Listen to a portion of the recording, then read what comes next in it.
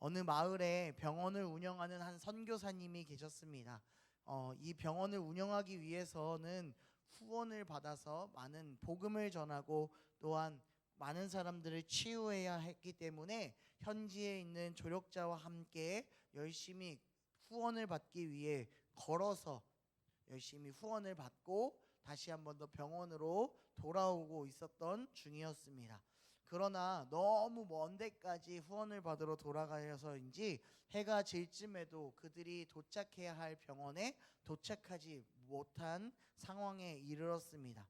그래서 이 선교사님이 조력자들에게 우리 이 조그만한 야산에서 오늘은 야영을 해야 할 것 같습니다 라고 말하자, 현지 조력자는 이 지역에는 산적들이 있기 때문에 우리가 가지고 있는 이 후원금을 도적질 당할까봐 걱정이 됩니다 라고 고백했다라는 거죠. 그래서 이 선교사님이 이 돈을 위해 그리고 우리의 안전을 위해 함께 기도합시다. 주님, 하나님, 이 돈을 하나님의 돈을 위해서, 하나님을 위해서 사용하는 돈이기 때문에 주님 이 돈을 지켜주시옵소서. 그리고 이 밤에 우리의 건강과 우리의 안전을 주님 지켜주시옵소서라고 함께 기도하고 함께 그 잠자리에 들었다고 합니다. 어떻게 되었을까요? 아침에 일어나 보니까 몸에 아무런 문제가 없었습니다. 돈은 있었을까요? 없었을까요? 있었겠지요. 네, 후원금이 전혀 잘 넣었던 곳에 그대로 있어서 그들이 하나님께 감사 기도드리고 병원으로 돌아와 그 후원금을 잘 사용할 수 있었다고 합니다. 그리고 나서 얼마 후에 병원으로 어떤 산적두목이 찾아와 입원하게 되었다고 합니다. 그러면서 치료를 받으면서 그 의사 선생님이 선교사님에게 이렇게 묻더라고요. 혹시 당신이 얼마 전에 이 도시 저 도시 돌아다니며 후원금을 혹시 가지고 온 기억이 있습니까? 라고 묻자 이 선교사님이 당황했다고 합니다. 어떻게 알았지 하면서요. 왜 그러십니까? 저도 그렇게 한 적이 있습니다 라고 묻자 이 두목이 이렇게 얘기하는 거예요. 그때 내가 그 야영하고 있던 그곳을 내가 도적질하려고 했는데 호위병이 있어서 그들을 지키는 사람들이 있어서 내가 약탈하지 못했습니다 라고 얘기하는 거예요. 그때의 호위병이 몇 명이었냐 세보니까 27명이 있었다고 합니다.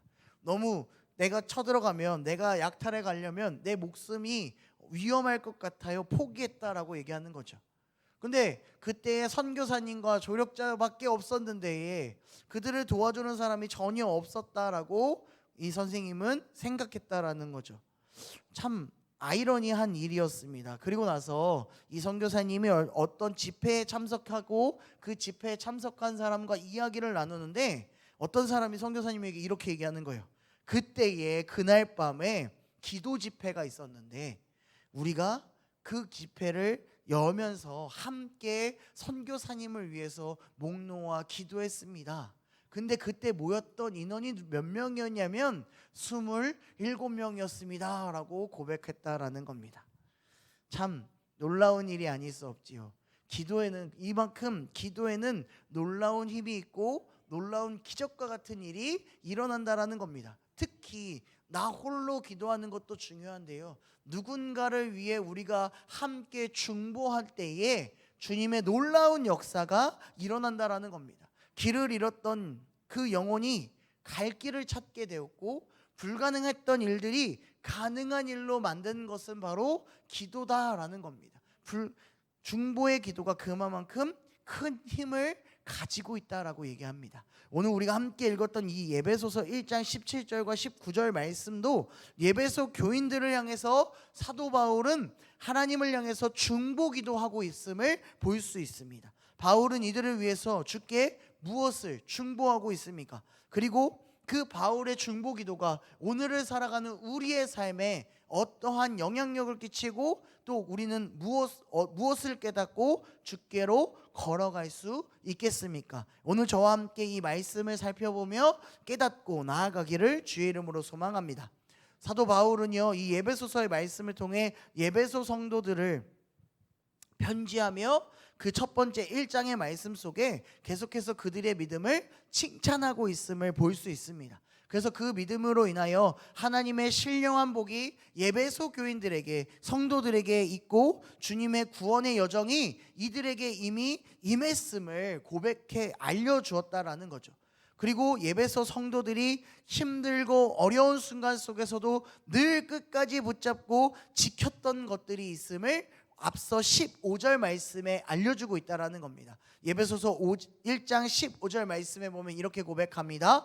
이로 말미암아 주 예수 안에서 너희 믿음과 모든 성도를 향한 사랑을 나도 듣고 라고 얘기했다는 거죠.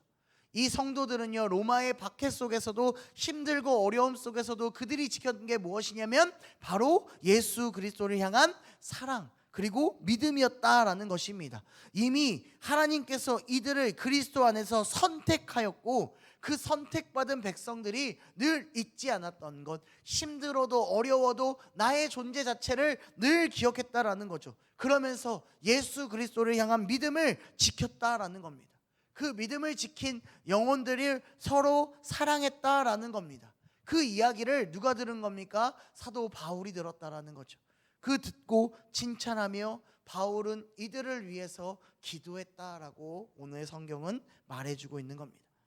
먼저 바울이 중보했던 내용이 무엇입니까? 첫 번째는 알게 하시기를 기도했다라는 것입니다. 17절 말씀에 보면 우리 주 예수 그리스도의 하나님 영광의 아버지께서 지혜와 영을 너희에게 주사 하나님을 알게 하시고 라고 얘기하고 있습니다. 기도하고 있다라는 겁니다. 지혜와 계시의 영, 여기서 말하는 영이 무엇입니까? 헬라어로 말하면 이 영을 퓨뉴마라고 얘기하는데요, 익히 말하면 우리가 잘 알고 있는 성령을 뜻하고 있는 것입니다. 예수님께서 하늘로 올라가시고 예수님 다음으로 이 땅에 보내주신 그 성령 하나님께서 우리에게 하나님을 보내주시고 그 성령님을 보내주시고 누구를 알게 해주신다고요? 하나님을 알게 해주신다라고 얘기한다라는 거죠. 왜 우리에게 성령이 중요하며 왜 하나님을 아는 것이 중요하냐라고 얘기하는 것은 호세아의 말씀을 보면 알 수 있습니다. 호세아 4장 6절의 말씀에 보면 내 백성이 지식이 없으므로 망하는도다라고 분명하게 얘기합니다. 여기서 말하는 지식이 무엇입니까? 세상의 지식입니까? 세상에 살아가는 방법의 지식을 몰라서 망하는 겁니까? 아닙니다. 유일한 우리의 존재자이시고 우리를 이 땅 가운데 창조하신 그 하나님을 아는 지식이 이 백성들 가운데 없었기 때문에 하나님은 분명히 얘기합니다. 이 백성이 하나님을 아는 지식이 없다. 그래서 뭐라고요? 망한다라고 얘기하고 있는 겁니다. 그래서 하나님은 이스라엘 백성들이 하나님을 알기를 요청하신다는 거죠. 또 호세아 6장의 말씀에 보면 하나님을 알게 힘써 알아야 된다라고 알려주고 있다라는 거죠. 우리도 그렇습니다. 하나님을 알아야 합니다. 예수 그리스도가 이 땅 가운데 성령님을 보내주시고 우리를 늘 지켜주시는 하나님을 알 때에 우리의 존재 자체를 알 수 있다라는 것이지요. 여러분들은 얼마나 하나님을 알고 있습니까? 얼마나 하나님을 아는 것에 중요하게 여기며 살아가고 있습니까? 성경에서 알게라는 단어, 이 17장의 말씀에 알게, 알다라는 이 단어를 의미로 보면, 단어적인 의미로 보면 개인적이고 인격적인 친밀한 관계를 통해서 그 대상을 아는 것을 알다라고 얘기합니다. 그러니까 내가 잠깐 이것이 무엇이다 아는 것이 끝나는 것이 아니라 제가 우리 성도님에 대해서 일거수일투족을 다 아는 것, 그것이 바로 안다라고 얘기하는 겁니다. 그러니까 우리가 하나님을 아는 것이 지식으로 끝나면 안 되고 거기에서 더 뛰어넘어서 주의 섭리와 기적과 같은 역사하심을 이해하는 것을 우리는 하나님을 안다라고 이야기한다, 말할 수 있다라는 것입니다. 성령의 역사를 통해서만 우리는 주님을 더욱 알 수 있다라고 오늘 17절 말씀은 얘기해주고 있는 것이죠. 그리고 여기서 아는 것에서 끝나는 것이 아니라 더 나아가서는 이제 앞으로 우리를 통해 행하실 하나님의 뜻을 알고 그 뜻대로 살아가는 것까지 바울은 중보하고 있다라는 것입니다. 그래서 바울은 우리를 향해서 기도하고 있는 거예요. 더욱 하나님을 알아가는 참된 하나님의 백성이 되십시오라고 기도해 주고 있는 겁니다. 사랑하는 성도 여러분, 다시 한 번 더 여러분들에게 질문하죠. 여러분들은 하나님을 얼마만큼 알고 있습니까? 좋으신 분입니다. 우리를 구원의 길을 허락하신 분입니다. 이렇게 알고 있죠. 또 이 땅을 창조하시고 언제 어디서나 하나님의 개입하심이 없는 곳이 없습니다라고 우리는 늘 고백할 수 있습니다. 그런데 정말로 한번 생각해 보지요. 내 삶에서요, 내가 그 하나님을 의지하고 그 주님이 주신 말씀을 늘 바라보며 질신된 마음으로 살아가고 있는가? 진정한 주님을 나의 구주로 고백하며 살고 있는가가 바로 우리의 주님을 얼마만큼 아는가의 삶의 모습에 드러난다라는 것입니다. 우리는 이미 경험했습니다. 그리고 잘 알고 있습니다. 하나님이 내가 예전부터 나를 선택해 주셨고요, 주님이 나를 교회로 불러주셨고요, 내가 주 앞에 봉사하고 헌신하며 주의 말씀으로 이때까지 걸어온 것, 그것이 바로 하나님을 알았다, 삶의 기쁨이 내 영혼 가운데 함께 있음을 우리는 잘 알고 있습니다. 그런데요, 살다 보면요, 그것을 자꾸 잃어버린다는 거죠. 주님을 모르는 것처럼 생활할 때가 있다라는 것입니다. 내 삶이 잘 안 되고 어려운 순간 속에 주님을 찾는 것이 아니라, 나를 인도하시고 나를 잘 아는 그 주님을 찾는 것이 아니라 자꾸 주님을 모르는 사람처럼 여기며 행동할 때가 우리의 삶에 있다라는 겁니다. 그러니 바울이 고백하는 겁니다. 그 순간 가운데서도 그것을 쫓는 것이 아니라, 세상의 지식을 쫓는 것이 아니라 온전히 여호와 하나님을 알고 그 길을 걸어가라라고 오늘 중보하고 있는 겁니다. 오늘 그 중보의 기도를 통하여 더욱더 우리의 남은 한 주간 더욱더 주님을 알아가며 주님을 만나고 주님과 함께 온전히 그 길을 걸어가는 저와 우리 성도님들이 되기를 주님의 이름으로 축복합니다. 두 번째 바울의 중보 기도는 눈을 밝혀달라고 기도하고 있습니다. 18절 말씀 우리 함께 읽어보죠. 1장 18절 말씀입니다. 시작. 너희 마음의 눈을 밝히사 그의 부르심의 소망이 무엇이며 성도 안에서 그 기업의 영광의 풍성함이 무엇이며 라고 바울은 기도하고 있습니다. 바울은 늘 예배소 성도들이 눈을 뜨기를, 밝히기를 원했습니다. 눈을 감고 있는 건 아니겠죠. 그 눈, 여기서 말하는 눈이 무엇입니까? 바로 영적인 눈을 말하고 있습니다. 내 육적인 눈이 아니라 영의 눈이 밝히 떠서 올바른 것을 보고 걸어가라라고 얘기하고 있는 겁니다. 왜 영적 눈을 떠야 한다라고, 밝혀주시기를 원한다라고 기도하는 겁니까? 내가 알고 있고 내가 경험했고 내 스스로의 모습을 다시 한 번 더 되돌아봐야 하기 때문에 눈을 밝혀야 된다라고 얘기하고 있는 겁니다. 우리도 그렇지 않습니까? 이미 나는 주님을 만났고 주님을 알았다라고 얘기합니다. 앞서도 주님을 안다라고 제가 얘기했잖아요. 알아야 된다라고 얘기했잖아요. 그 알므로 말미암아 나는 많이 헌신했고 그 헌신으로 잘 알고 예배의 자리도 나오고 기도도 하고 있으니까 나는 잘하고 있어라고 생각한다라는 거죠.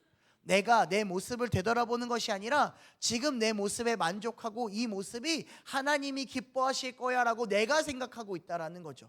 그것은 무엇입니까? 내 기준에, 내 눈에 맞춘 모습을 모습으로 나아간다라는 거죠.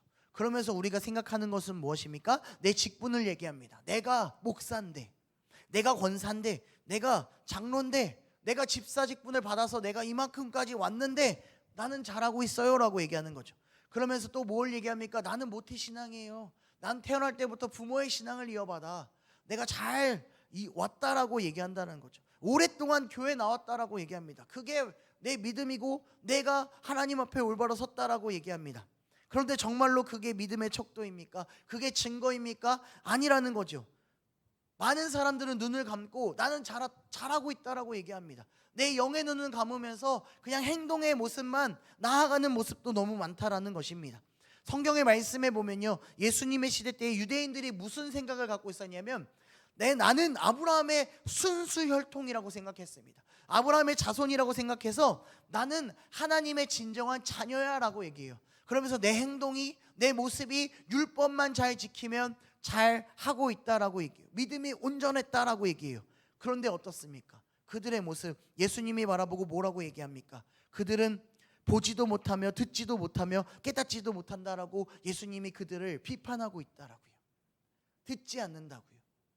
보지 못한다고요. 깨닫지 못한다고요. 눈을 뜨지 않으면, 영적인 눈을 뜨지 않으면 무슨 말을 해도 우리는 듣지 않습니다. 보지 않습니다. 깨닫지 않습니다. 오로지 내 판단과 내 생각만을 가지고 믿음 생활한다라는 거죠. 그게 얼마나 무서운 거냐면, 그렇게 시작한 것들이 다, 그렇게 시작한 종교가 무엇입니까? 이단이라는 거죠. 내 판단과 내 생각과 내 자아가 드러나며 하나님을 그렇게 말하고 다니는 사람들이 이단이라는 거죠. 내가 제2의 하나님이다. 내가 제2의 예수님이다. 나를 믿어야지만 구원에 이를 수 있다라고 얘기하는 말도 안 되는 얘기들을 하고 있는데, 지금 많은 사람들, 그 눈 감는 사람들은 그 말이 맞다라고 쫓아다니고 있다라고요. 그곳을 향해 나아가고 있다고요. 너무나도 불쌍하지 않습니까? 근데 그게 남의 얘기가 아니라는 거예요. 지금 우리의 얘기가 될 수도 있다라는 겁니다.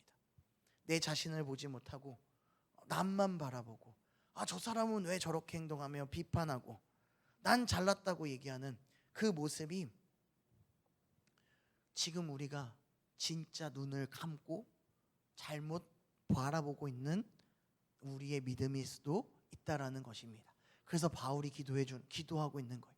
영의 눈을 밝혀 뜨게 하여 주시옵소서.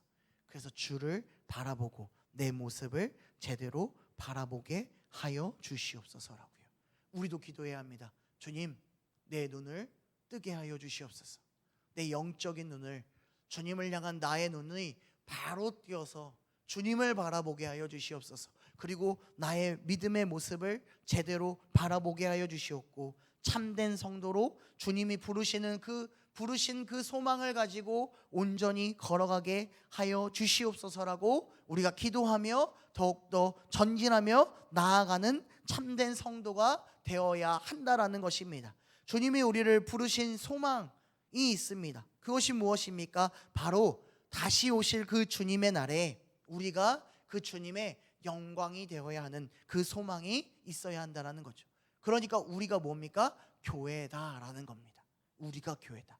주님이 오시는 그날에 교회로서 온전히 세움 받는 그 영광의 자리에 우리가 임해야 한다는 것, 그리고 그 영광의 풍성이 우리 안에 가득히 임하게 될 줄로 더욱더 기도하며 나아가는 것입니다.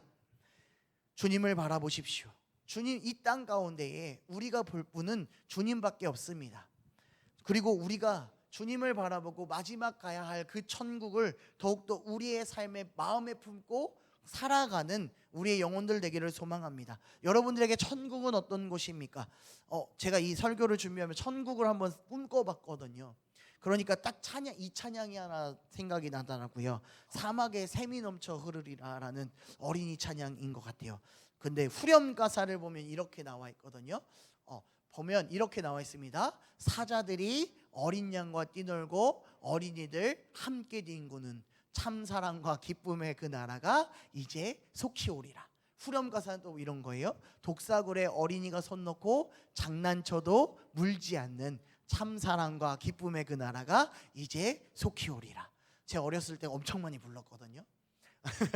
참 그때는 그냥 막 재밌어서 불렀던 것 같아요. 근데 지금 이 가사를 보니까요, 참 어렵겠다라는 생각도 들더라고요.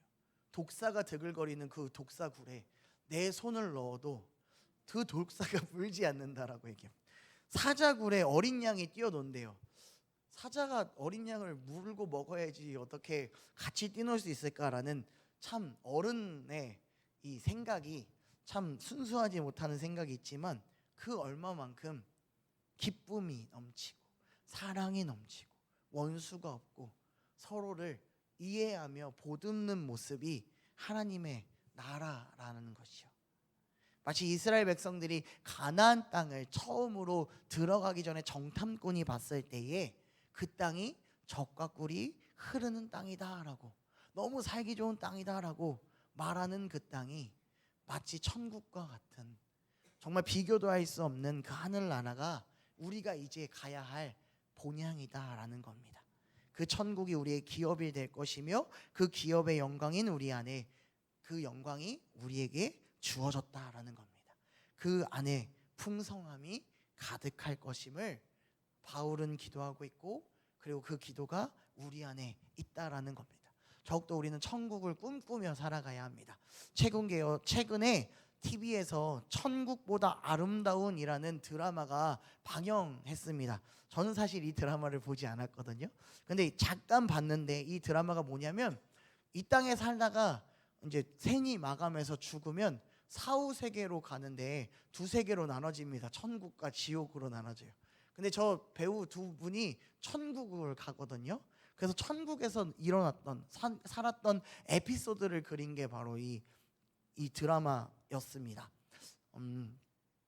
제가 이 드라마를 왜 소개했냐면요, 이 사람도, 이 PD도 천국이 정말로 살기 좋고 행복하고 아름답다를 표현했거든요. 그런데 제가 봤을 때는 덜 표현된 것 같아요. 되게 즐거운데요, 하나님이 정말로 계신 그 천국은 저 드라마에 나오는, 저 TV 방영됐던 천국보다 더 아름다울 것이며 더 기쁨이 넘칠 것이며 더 행복할 것이다 라는 겁니다. 더 좋은 곳이다 라는 거죠. 근데 그 천국이 지금 누구에게 주어졌냐면 다른 분에게 주어진 게 아니라 여러분들에게 주어졌다라는 거죠. 우리에게 주어졌다라는 겁니다. 얼마나 감사한 일 아닙니까? 얼마나 기쁨 아닙니까? 그러니 우리의 영혼의 눈을 뜨고 그 천국에, 우리 기업받은 그 천국을 마음에 품고 오늘도 열심히 살아가야 한다라는 겁니다. 그리고 마지막으로 바울은 기도합니다. 하나님께 우리에게 베푸신 능력이 크심을 깨달으라라는 겁니다. 19절 말씀입니다. 우리 19절 한번 같이 또 읽어보도록 하겠습니다. 에베소서 1장 19절입니다. 시작. 그의 힘의 위력으로 역사하심을 따라 믿는 우리에게 베푸신 능력의 지극히 크심이 어떠한 것을 너희로 알게 하시기를 구하노라. 아멘. 하나님이 우리를 위한 사랑이, 우리를 위해서 가장 크게 표현한 그 사랑은 무엇일까요? 하나님의 큰 사랑 표현해 주셨거든요. 그게 무엇일까요? 하나입니다. 바로 맞습니다. 예수 그리스도입니다. 주님의 그 큰 사랑은 예수님 하나로 바로 다 끝나는 겁니다. 왜 그렇습니까? 죄인된 우리에게 하나밖에 없는 그 독생자를 보내주시고 그 대속 죽음으로 말미암아 우리의 죄를 용서해 주셨습니다. 근데 거기서 끝나는 것이 아니라 3일 만에 부활하셨어요. 그러니 우리가 이제 죽음에서 살아나 부활의 소망을, 하나님을 바라보고 하나님이 계신 그 저 천국을 꿈꾸며 나아갈 수 있는 길이 열리게 되는 겁니다. 누구를 통해서요? 예수님을 통해서요. 얼마나 주님의 큰 사랑 아닙니까? 그래서 우리는 여기서 잊지 말아야 하는 것이 하나가 무엇이냐면, 우리가 받은 그 사랑, 주님이 주신 그 사랑이 우리의 자랑이 아니다라는 겁니다. 하나님의 전적인 은혜요, 주의 크신 베푸신 능력이다라는 겁니다.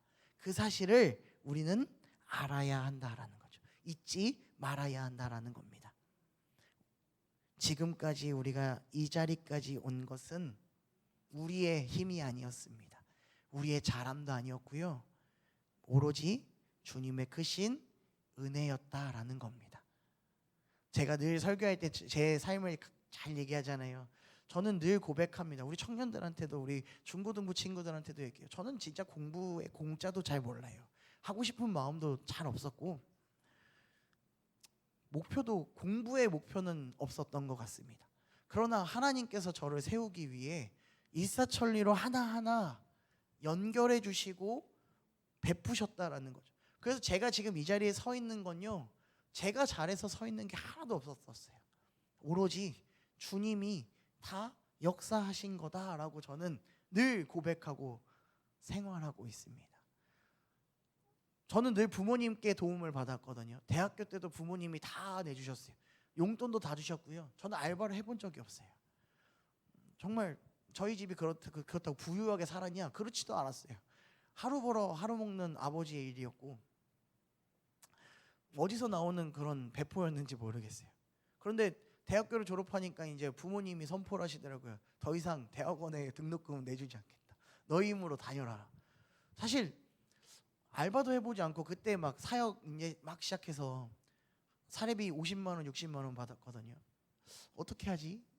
등록금은 막 250, 300만 원인데, 그리고 내 생활비며 뭐 이런 거 다 해야 되는데 고민하고 있었을 때에 뭐 제가 언제 알바를 해봤겠습니까? 알바몬 뭐 이런 거 봐도 하나도 모르겠더라고요. 근데 그때 마침 아는 분한테 연락이 오는 거예요. 어디에서 사람을 구하는데 혹시 해볼 생각이 없니요? 근데 그게 어디였냐면 상계백병원이었거든요. 백병원에서 검진 그 진단검사의학과라고 피 뽑고 검사하는 곳이었는데, 이제 그 상계백병원이 참 재밌는 게 병원이 있고요, 길 건너편에 검사하는 데가 따로 있었어요. 그러니까 검체를 갖다 줘야 되는 일이 필요한 거예요. 계약직이 필요한 거죠. 그때 마침 학교에 아는 친구가 있었고, 그 친구가 사람을 구한다는 소식을 학교 분에게 얘기했고, 그것을 저한테 얘기해 준 거죠. 그래서 참 감사하게 제가 됐어요.